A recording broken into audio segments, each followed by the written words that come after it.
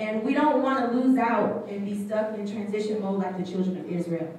Their transition was supposed to be short, but they knew what they were supposed to do. They didn't maintain the standard.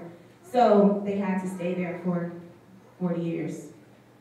So this is where maintaining the standard comes in. We want to maintain the standard at all times, not even when we're going through a transition. All the time we want to do it, but even more so when we are in transition.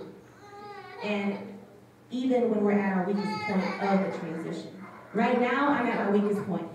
I'm at my weakest point of this transition. It's at the end. I see the end. I have 9 weeks left, but I want to give up.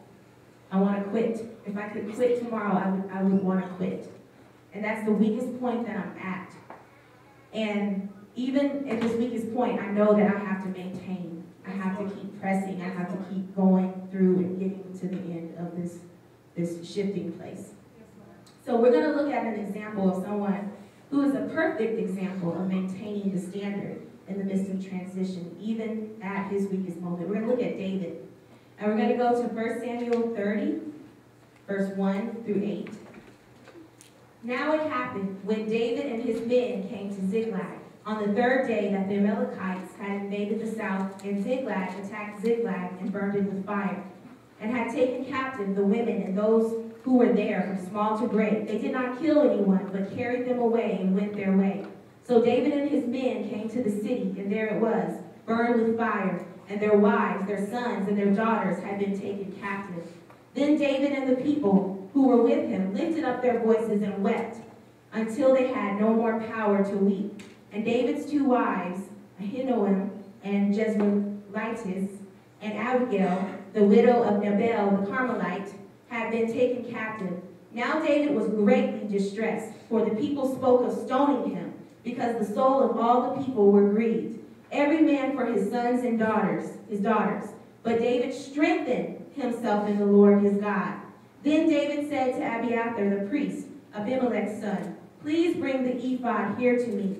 And Abiathar brought the ephod to David. So David inquired of the Lord, saying, shall I pursue this troop? Shall I overtake them? And he answered him, pursue, for you shall surely overtake them, and without fail recover all. And that's where I'm going to stop.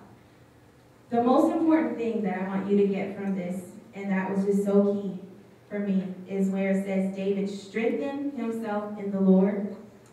He asked Abiathar, the high priest's son, to bring the ephod to him, and he inquired of the Lord. Those are the 3 things that are so key. So in the midst of his weakest point, where he came back and he saw that everything was destroyed, the women and the children were missing, people were ready to stone him, everyone seemed like they were against him. In this difficult moment, when all hell is breaking loose, when you just want to be like, Lord, I quit. Before the shift of taking him to this new place, because what happened is he inquired of the Lord, he went forth in battle, and they won, and then the next shift was for him to become king. And right in that difficult moment, he maintained the standard. He maintained the standard. And the standard was prayer, worship, and praise. That was the standard. Prayer, worship, and praise. He maintained a posture of prayer, praise, and worship. He stood even in his most frailest time. He could have easily been like, you know what, Lord, woe is me. They took the women, they took the children. The camp is messed up. They want to stone me. Nobody likes me. My people are against me. Wham. He could have easily went into that mode. But he had so much character within him. And that's the other reason why we have to go through the process to build character.